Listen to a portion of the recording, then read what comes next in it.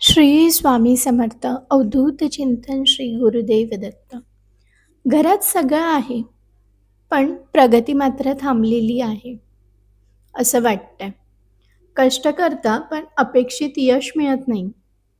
काय तुमच्या घरात सतत चिडचिड होते? खूप कष्ट करूनही पैसा हातात टिकत नाहीये? किंवा प्रगतीचे मार्ग अचानक थांबल्यासारखे वाटतायत?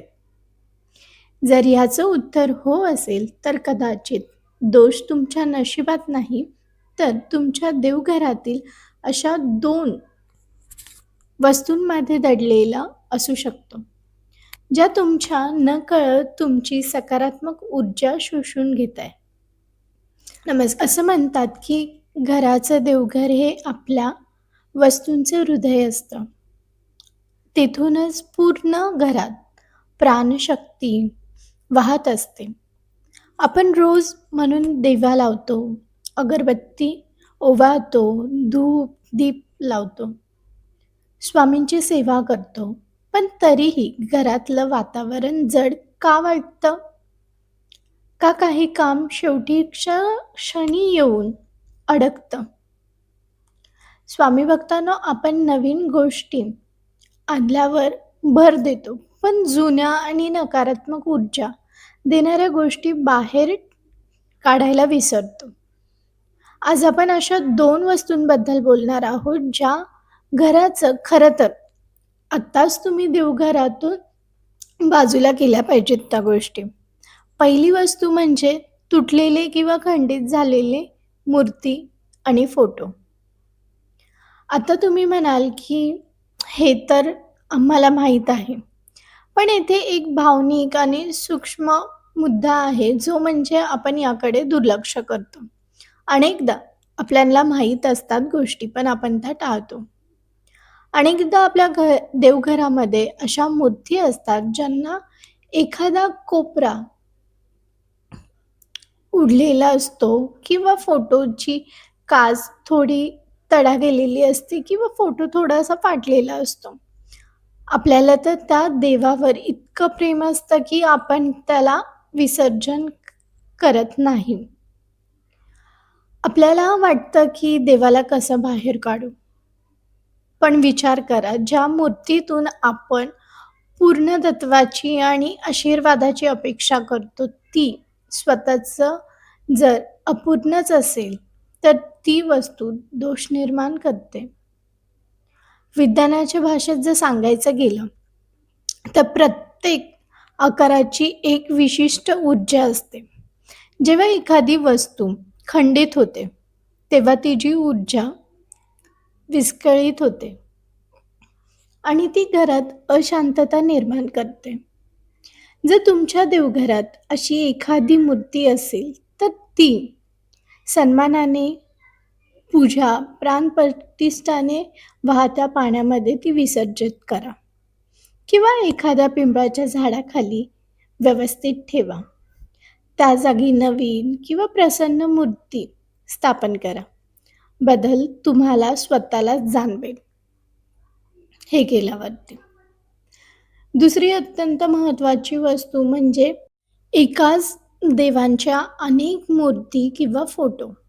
बघा, श्रद्धा असणं ही चांगली गोष्ट आहे, पण देवघरात गर्दी असणं म्हणजे भक्ती नाही. अनेक घरामध्ये गणपतीच्या 3-4 मूर्ती असतात किंवा स्वामींचेच 5-6 फोटो वेगवेगळ्या कोपऱ्यात लावलेले असतात. अध्यात्मामध्ये सांगतात की एकाग्रता हाच पूजेचा प्रमुख आधार आहे.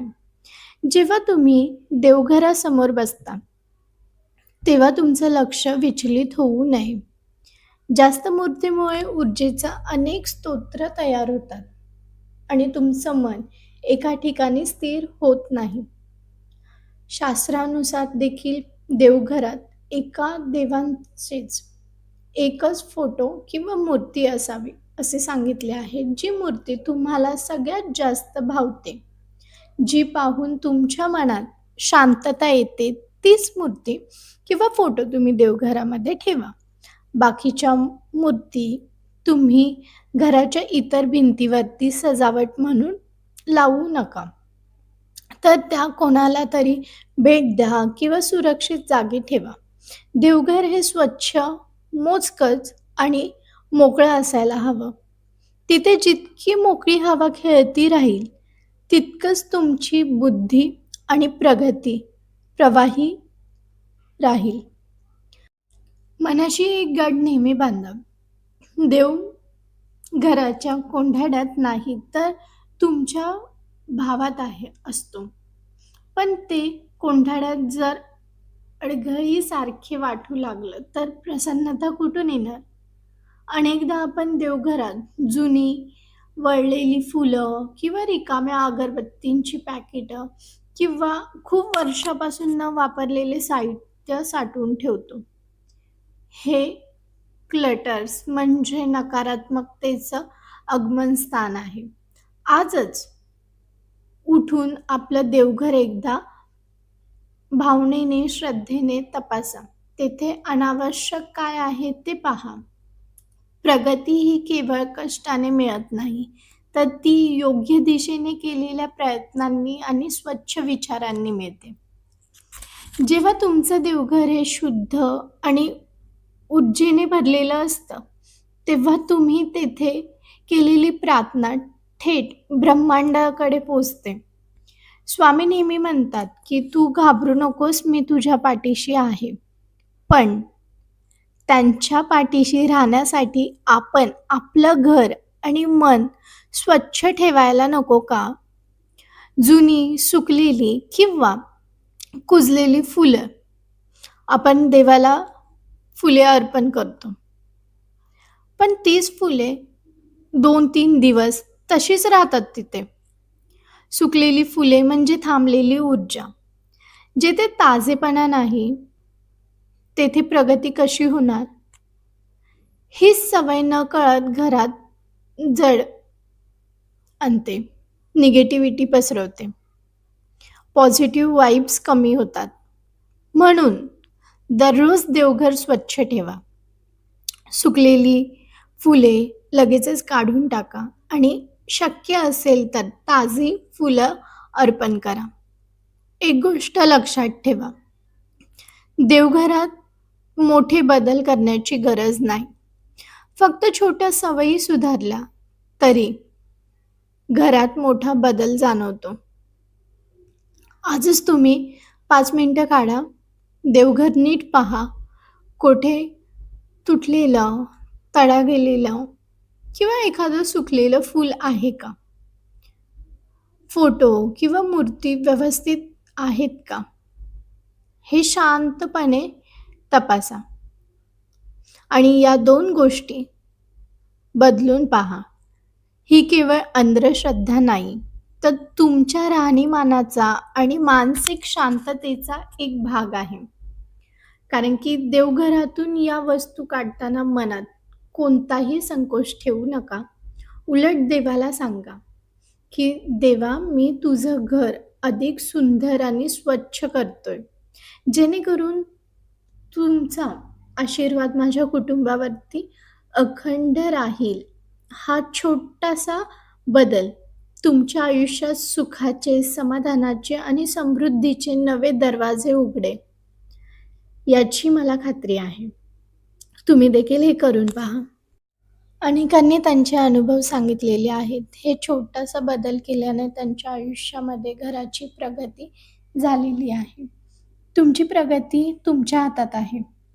फक्त एक पाऊल योग्य दिशेने टाकण्याची उशीर आहे. भिवू नकोस, मी तुझ्या पाठीशी आहे. श्री स्वामी समर्थ.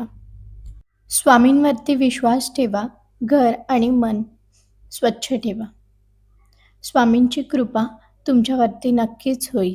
ही माहिती जर तुम्हाला उपयुक्त वाटली असेल, हा व्हिडिओ तुमच्या फ्रेंड सर्कलमध्ये, फॅमिलीमध्ये एका स्वामी भक्तापर्यंत जरूर पोचवा, जेणेकरून प्रत्येकाच्या घराची प्रगती होईल, कष्टाचे फळ मिळेल. श्री स्वामी समर्थ.